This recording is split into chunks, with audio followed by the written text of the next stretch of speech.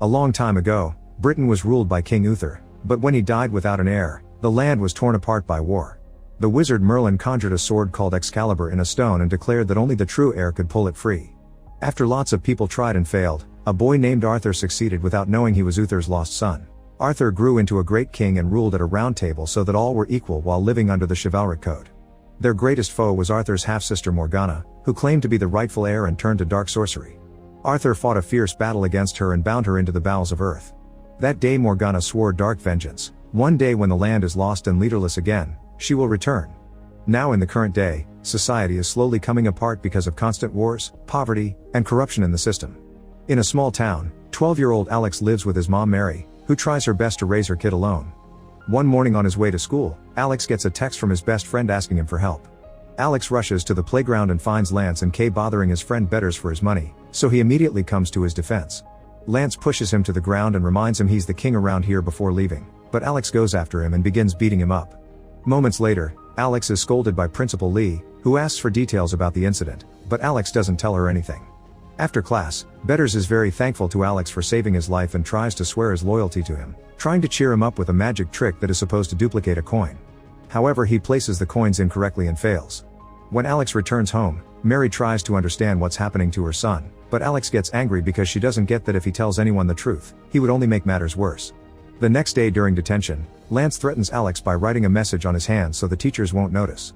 After class, Alex tries to run away, but Lance and Kay chase after him and corner him at a construction site. This causes Alex to accidentally step off an edge and lose consciousness when he hits the ground. Thinking he may be severely hurt, Lance and Kay run away to avoid trouble. Moments later, Alex wakes up to find a sword stuck in a stone with mystical air around it. Alex grabs it and is surprised when he easily takes it out, feeling blessed by a special light. In the underworld, Morgana wakes up when she senses the sword is free. Desperate for revenge, she sends up her roots to look for the new wielder of the sword. Afterward, Alex invites Betters to his house so they can look at the sword together.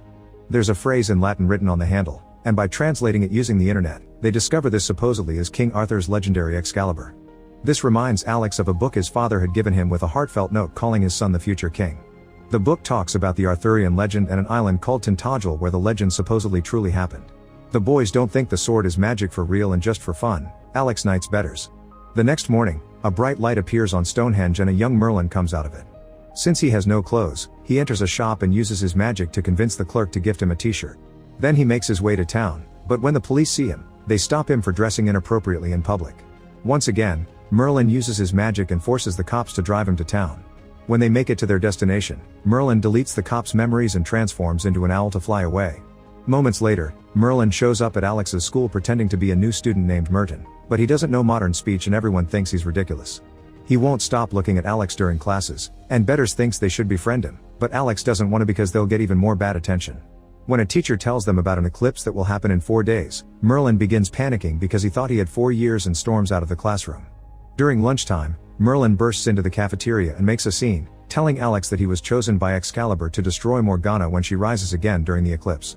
Alex thinks he's just a weirdo, and when Merlin asks all the students to help the new king, the kids answer by throwing food at him. Merlin has no choice but to escape by transforming into an owl, which only a few students notice. In the middle of the night, the sword begins glowing in the closet. A weird noise wakes Alex up and when he looks out the window, he sees one of Morgana's demons coming out of the ground. The monster breaks into the house and a scared Alex goes to ask his mom for help, but he's shocked to discover Mary isn't around. He decides to grab the sword to defend himself, but the demon quickly disarms him, so Alex has to dodge a series of furious strikes. Suddenly the demon implodes out of nothing, and Alex discovers Merlin is on the floor, weak because he used magic to kill the creature. Apparently, Merlin can't be in the human domain after twilight and he tells Alex to find him the next day at a fried chicken shop before transforming into an owl and flying away. Meanwhile, the remains of the demon return to the underworld to tell Morgana about Alex and Merlin, to which Morgana responds by sending a whole army of devils to the surface. The next morning, Mary is shocked to find Alex sleeping with a sword in his hands.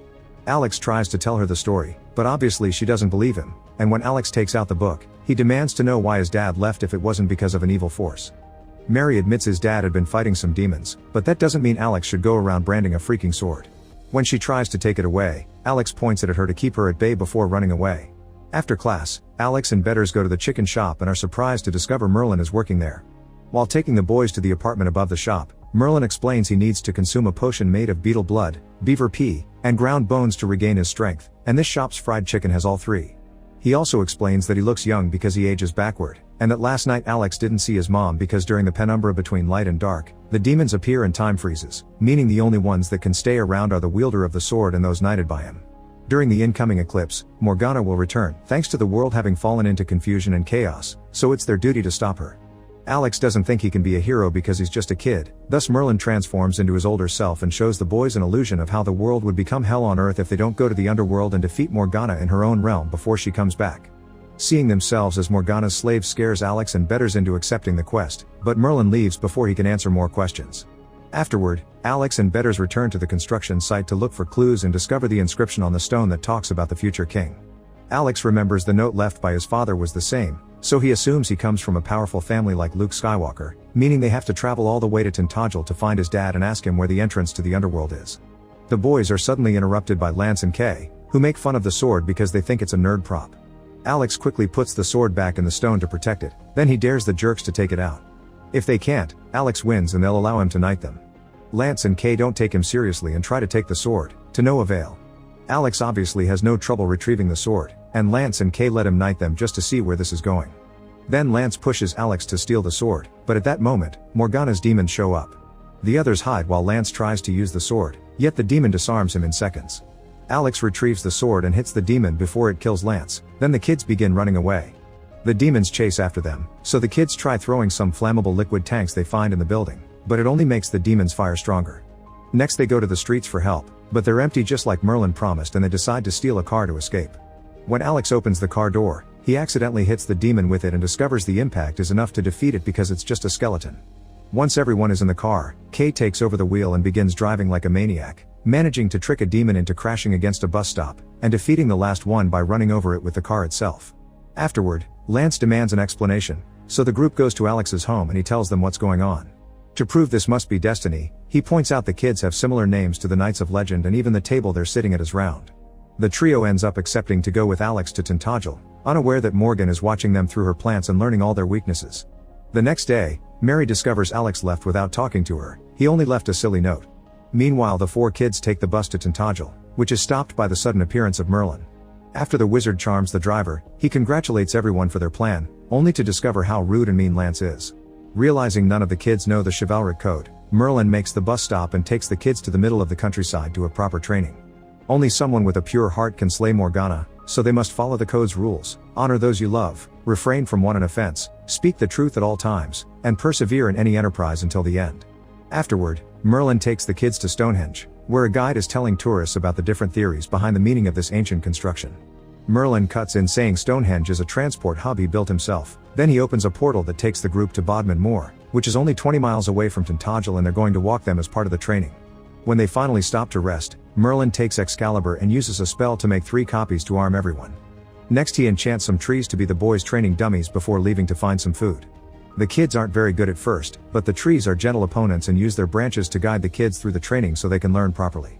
Morgana sees this opportunity and sends her magic through the roots in the ground to manipulate the trees into getting more violent.